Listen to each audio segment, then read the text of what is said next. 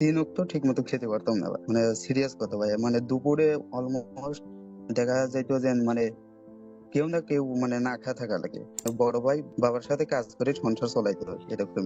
আমি এফআরবি কোর্সে ছিলাম, ওটাও বড় ভাইয়া দেখা যাইতো অন্যের জমিতে কাজ করে আমাকে টাকা দিছিল, আগে থেকে জোগাড় করে রাখছিল যে না ওর কোর্স কেনার লাগবে এফআরবি। মানে মেসের মিল গুলো অফ করে দিতাম, ইফতার করতাম, শুধু পানি খাওয়া ইফতার করতাম আর হলো বিস্কুট খাওয়া রাত কাটা দিতাম। ওই সময়গুলো ভাই আমার খুব কষ্টে গেছে, মানে এতটাই দুর্বল ছিলাম ওই সময় যে আমি যেন ক্লাস করবো মানে বসে থাকতে পারতাম না, আমি শুয়ে থেকে ধরেন ক্লাস গুলো করতাম। শয্যাশয়ী হয়ে যায় আমার বাবা, দেখা যায় তো টেনশনে পড়ালেখা করতে পারতাম না, ঠিক মতো চিকিৎসাও নিতে পারতো না। জাকারিয়া, তুমি কি শুনতে পাচ্ছ? জি ভাই তোমাকে আছে। আনমিউট করা হয়েছে। ভাইয়া আমি আমার পজিশন আছে 383 তম ভাইয়া। অনেক ভালো রেজাল্ট করছে জাকারিয়া। ত্রিপলি আছে ভাইয়া। ভাইয়া মানে বুঝতে পারছেন না, মানে নিজের গল্পটা, নিজের জীবনের গল্পটা একটু বলতে চাচ্ছি ভাইয়া। মানে হ্যাঁ জাকারিয়া। ভাইয়া মানে আমার বাবা একজন কৃষক, মানে একেবারেই কৃষক বলতে ধরেন যে মানে আমাদের নিজস্ব কোনো জমি নেই, মানে জায়গা জমি আর আমাদের পরিবারের সদস্য সংখ্যা অনেক বেশি, মানে 7 সদস্য। মানে আমার জ্ঞান হওয়া থেকে মানে যা দেখি যে বাবা মানে অসুস্থ আর কি, মানে অসুস্থ অবস্থায় ধরেন মানে সংসার চালায়, মানে নিজের জ্ঞান ক্লাস 3 পর যখন দেখি তখন থেকেই।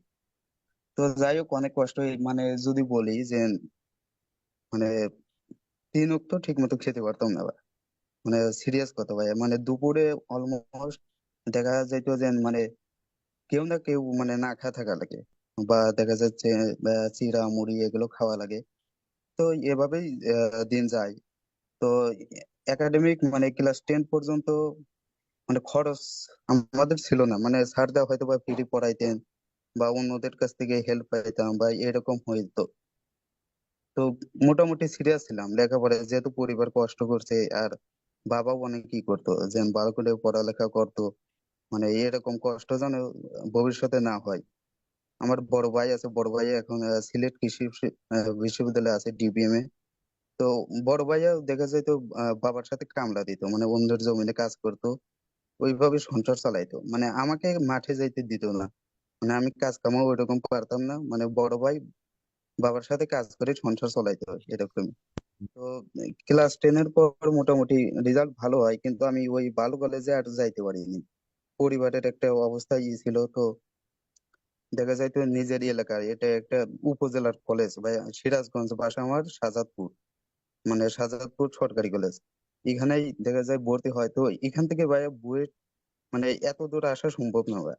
মানে এখানে ভর্তি হওয়া মানে শিক্ষক তারপর স্টুডেন্ট সবাই ডাইরেক্ট বলে দেয় যে এখানে ভর্তি হওয়া মানে বুয়েটে চান্স পাবে না। এর আগে ভাই আমি যে নাইসে এত দূর কেউ আসতে পারে নাই ভাই। তো দেখা যায় তো তো আর আমাদের বাসায় ওই পড়াশোনার করার মতো ওইরকম পরিবেশ ছিল না যে পড়াশোনা করবো ঠিক মতো। তো আমি ম্যাথে পড়তাম, ম্যাথে ধরেন ম্যাথের যে খরচ ওটা ধরেন টিউশন করতাম নিজে। আর এটা ধরেন মানে প্রায় গ্রাম অঞ্চলে, এখানে টিউশনে ওরকম ডিমান্ড নাই, মানে টিউশনে ওইরকম মানে পাওয়া যাইতো না আর কি। তার বাদে অনেক কষ্ট করতাম। তো যখন আমি দেখতাম যে না এই আপনাদের ওই কোর্স, যখন দেখলাম অনেকে নোট শেয়ার করে বা কোর্স লঞ্চ হয়, কিন্তু আমি তো ইনরোল করতে পারি না, মানে ওই পরিমাণ টাকা মানে আমার তো ছিল না, মানে আমি নিজেই নিজের খরচ চালাইতাম আর কি টিউশন করে। তো দেখা যাইতো যে আমি ওই যারা নোট শেয়ার করতো ওদের আইডিতে ঢুকে ই করতাম আর কি, মানে মেসেজ দিতাম যে অপার ভাইয়ার ফোন নাম্বার বা যোগাযোগ করার কোনো সিস্টেম আছে কিনা, যে ভাইদের মানে আমি যদি বলি যে অপর ভাইকে যদি বলি যে আমাদের একটু আর্থিক প্রবলেম আছে, যে আমি কোর্সটা মানে আমাকে একটু মানে কম টাকায় বা ফিরিয়ে দিলি, মানে ভাইয়া তো আর না করতে পারবে না। মানে যে এতগুলো লোক এক দুইজনকে তো ফ্রি করাইবে এরকম একটা তো হয়। তো ওইরকম চেষ্টা করতাম, কিন্তু হয়তো মানে যোগাযোগ আর হইতো না। আবার অভিযুক্ত তুষার ভাইয়ের সাথেও যোগাযোগ করার চেষ্টা করতাম, কিন্তু মানে চাইলেও আমি পারতাম না ওই যোগাযোগটা।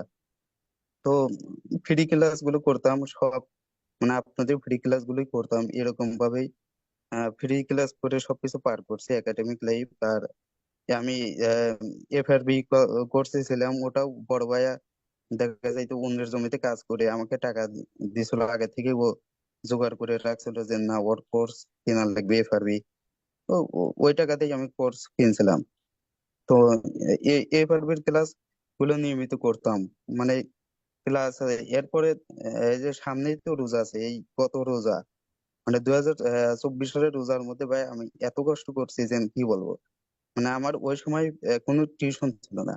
আমার হাতে কিছু সঞ্চয় করা টাকা ছিল, ওই টাকা দিয়েই আমি মানে ম্যাচে ছিলাম। মানে আমার রাতের মিল ওই 30 দিনের মধ্যে মনে হয় 20-15 দিন এরকম ছিল যে রাতের মিল আমার অফ ছিল। মানে আমি মানে ম্যাচের মিল গুলো অফ করে দিতাম। মানে ইফতার করতাম, শুধু পানি খাওয়া ইফতার করতাম, আর হলো মানে বিস্কুট খাওয়া রাত কাটা দিতাম। আর ওই যে সেহরির সময় গেল ম্যাচের মিল খায় পুরো সারাদিন এইভাবে ছিল। মানে ওই সময়গুলো ভাই আমার খুব কষ্টে গেছে। মানে এতটাই দুর্বল ছিলাম ওই সময় যে আমি যেন ক্লাস করবো মানে বসে থাকতে পারতাম না, আমি শুয়ে থেকে ধরেন ক্লাস গুলো করতাম।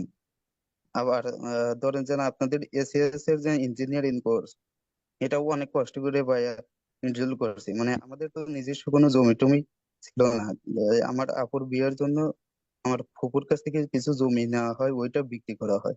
তো ওই যে জমির বিক্রির টাকা থেকে আমি আগে থেকে টাকা সরিয়ে রাখছিলাম বাবাকে বলে যে আপনাদের কোর্স হবে ইঞ্জিনিয়ারিং কোর্স, ওইটার জন্য। তো ওইটা দিয়ে আমি এনরোল করছিলাম ভাই। তো আমার একটা জেদ ছিল যে না আমার বড় কিছু হতে হবে বা। আর আপনাদের ক্লাসগুলো খুব ভালো লাগতো ভাইয়া, মানে অনেক ফিল পাইতাম। বিশেষ করে অপূর্ব দাদা, মানে এগুলো তো বলে আর শেষ করে পারবো না। মানে আমার একাডেমিকে থাকতেই মোটামুটি 70-80% ক্লাস করা হয়ে গেছিল। এ, মানে আমি করে রাখছিলাম। তো ওই পরীক্ষাও দিলাম, মোটামুটি হইলো তো। পরীক্ষা শেষ হওয়ার পর আমাকে বলা হইলো যে এই আমার বাবার ভাই বললো যে রাজশাহীতে কোচিং এর জন্য পাঠাইবে। মানে কোচিং মানে সাধারণত যারা উদ্ভাস বা এরকম কোচিং করে ওইখানে আমাকে পাঠাইবে। তা আমি তো বললাম যে না আমি থাক এখানে অনলাইনে করবো, এখানেই থাকবো, যা আছে ভাগ্যে যা আছে। তো তারা মানে অনেক কষ্ট করে দেখা গেল যে আবার আমার বড় ভাই আর বাবা দেখা যেত ওই টাঙ্গাইল বা মানে অন্য জায়গায় কাজ করতে যাইতো। কাজ করে অন্যের জমিতে কাজ করে 15-20 হাজার টাকার মতো আর কিছু ধার দেনা করে টাকা জোগাড় করে আমাকে রাজশাহী পাঠায়। তো ভাইয়া অনেক কষ্টেই দেখা যাইতো মেসে থাকা হয়তো বড় ভাইয়া ওর টিউশনের টাকা সম্পূর্ণটাই আমাকে দিত। দেখা যাইতো যে ওর এই খাবারের টাকা বাকি রয়েছে বা বন্ধু বান্ধবের কাছ থেকে ধার দেনা করে। আবার আমার অ্যাডমিশনের সময় আমার বাবার অসুখ ধরা পড়ে। মানে আগে থেকে অনেক অসুখ ছিল, আবার বেশি অসুখ ধরে দেখা যাইতো যে মানে শয্যাশয়ী হয়ে যায় আমার বাবা। দেখা যাইতো টেনশনে পড়ালেখা করতে পারতাম না, ঠিক মতো চিকিৎসাও নিতে পারতো না। তো অনেক কষ্ট করতো তো। এই তো। আর ভাই আমি ওই অ্যাডমিশন টাইমে নিয়মিত তাহাজ্জুদ নামাজ পড়তাম। মানে আমার ওই সময় দোয়াই ছিল যে এরকম যে আল্লাহ মানে আমি জানি 1400তম হয়ে যেন আমি বুয়েটে টিকি। মানে আমার পরিবারের তো দায়িত্ব নিতে হবে ভাই, কারণ সবাই সমাজ তো ওই বুয়েটকেই ট্যাগ দিবে। মানে ওই টিউশন বা এরকম রেজাল্ট দেখবে, বাহ্যিক রেজাল্টটাই দেখবে। তো এটাকে এরকমই ছিল যেন আল্লাহ আমাকে শেষ স্টুডেন্ট হিসেবেও যেন বুয়েটে আমি জায়গা পাই। আর বইটা পড়ে জানে আমি যেন পরিবারের দায়িত্বটা যেন নিতে পারি ভাই।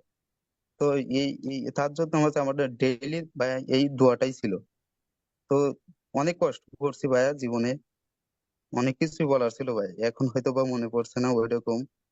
আর আপনাদেরও অবদান ভাই, কি বলবো মানে আমি আপনাদের এক্সাম বেসে ভর্তি হতে চাইছিলাম ভাই এসিবি, কিন্তু আমি যে অতিরিক্ত টাকা পাবো বা ওইরকম ওইরকম তো জোগাড় করার আহ, মানে আমার পরিবার দিতে পারে না। আমি বলছিলাম তারপরে ওরকম জোগাড় করতে পারে নাই ভাই। আপনাদেরও অনেক অবদান আছে ভাই, বিশেষ করে অপূর্ব দাদা। আমার মনে হয় আমি ফিজিক্সে 130 পাইছি ভাই। বিশেষ ফিজিক্সে এই সম্পূর্ণ অবদানই হলো অপূর্ব দাদা। মানে আমার ক্লাস নোট গুলো পুরোই মুখস্থ আছে ভাই। মানে এত ভালো করে পড়ছে আপনারা বুঝতে পারছেন না ভাই। মানে আমি এমন একটা কলেজ থেকে পড়ছি ভাই, এটা একবারেই গ্রামের কলেজ, এখান থেকে বুয়েটে ত্রিপলি পাওয়ার মতো একটা পজিশন বা এটা মানে অনেক বড় কিছু ভাইয়া আমার জন্য। জাকারিয়া, তোমার স্টোরিটা না মানে অনেক বেশি ইন্সপায়ারিং ছিল। মানে তোমার কন্ডিশন থেকে, মানে তোমার অবস্থা থেকে বাংলাদেশের ইঞ্জিনিয়ারিং ইউনিভার্সিটিগুলোর মধ্যে সবচাইতে সেরা ইউনিভার্সিটি, সবচেয়ে সেরা বিষয়গুলোর মধ্যে একটা। এই অবস্থায় আসে না, মানে সবার পক্ষে সম্ভব না। এটার জন্য যেই মনোবল, যেই পরিশ্রম, যেই ডেডিকেশন দরকার, এটা আসলে মানে সবার মধ্যে থাকে না। ধরো অনেকেই তো বুয়েটে চান্স পায়, কিন্তু দেখবা তোমার অবস্থা থেকে বুয়েটে আসছে এরকম হাতে গোনা এক দুইজনও হবে না, হয়তো তুমি একলাই। তো তুমি যে স্ট্রাগলটা করছো, এটা যদি ধরো সামনেও করে দিতে পারো, এই ইমপ্রুভমেন্টটা হচ্ছে মানে হয়েছে, তুমি যেখান থেকে যেখানে আসছো, এরপর দেখবা বুয়েট থেকেও তুমি ওই জায়গাটাতেই যাচ্ছ একদম পুরা। এখন তো কি বাংলাদেশের সেরা জায়গাটায় আসছো, তারপর দেখা যাবে তুমি এই স্ট্রাগলটা যদি করতে পারো, পুরো বিশ্বের সেরা জায়গাটায় চলে যাচ্ছ। আর তোমার এই পুরা কাহিনী, তোমার এই পুরো ঘটনাটা সবাইকে ইন্সপায়ার করবে, শুধু আমাদেরকে না। আমরাও খুব মনোযোগ দিয়ে তোমার কথা শুনতেছিলাম, আমার তো লোম খাড়া হয়ে যাচ্ছিল কয়েকটা কথা শুনে। তো তুমি আসলে আমাদের জন্য অনেক বড় একটা ইন্সপিরেশন। ভাই আপনার plan আছে ভাই, আমি হয়তো বা বিস্তারিত বললে আরো অনেক বড় হবে ভাই, যেহেতু এখনো অনেকে আছে, মানে বিশেষ করে রাকিব ভাই। আমি তো মানে ফার্স্ট ইয়ার থেকে আপনার ক্যালকুলেটর হ্যাক সহ সবকিছু ভাই, মানে আপনার ওই এমসিকিউ হ্যাক সব ভিডিও করছি। আবার অভিদত্ত তুষার ভাইয়ের ভিডিও মানে এত ভালো লাগতো আমার ক্লাসগুলো। হিমেল ভাইয়ের অর্গানিকে সব ক্লাস করছি আমি, মাসরুর ভাইয়ের ক্লাসগুলো করছি। মানে কি বলবো ভাই, আপনাদের দ্বারাই এত দূর আসছি ভাই। অপার ভাইয়ের এই যে ক্লাসগুলো করা হয়েছে, অনেক করা হয়েছে ভাই। ঠিক আছে জাকারিয়া, তোমার জন্য অনেক অনেক শুভকামনা রইলো। আর তোমার এই গল্পটা অবশ্যই সবার জন্য ইন্সপিরেশন হয়ে থাকবেন। বিশ্বাসে আমরা আশা করবো যে অনেকেই যাতে তোমার এই গল্পটা শুনে, প্রতি বছরই এরকম দু একজন পাওয়া যায় যারা মানে একদম প্রত্যন্ত অঞ্চল থেকে স্ট্রাগল করে করে এই অবস্থাটায় আসছে। তো এটার জন্য আসলে ইউ ডিজার্ভ, মানে সবার একটা স্যালুট ডিজার্ভ করো আর কি, জাকারিয়া। এই ভাই দোয়া করবেন ভাই, এটাই। অল দ্য বেস্ট জাকারিয়া, তোমার জন্য অনেক অনেক শুভকামনা রইলো।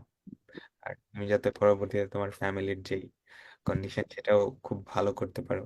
তোমার জন্য সবাই যে স্ট্রাগলটা করছে, যে এফোর্টটা দিয়েছে, ওটার প্রতিদান যাতে তুমি এখন দিতে পারো, সেই দোয়াই থাকলো।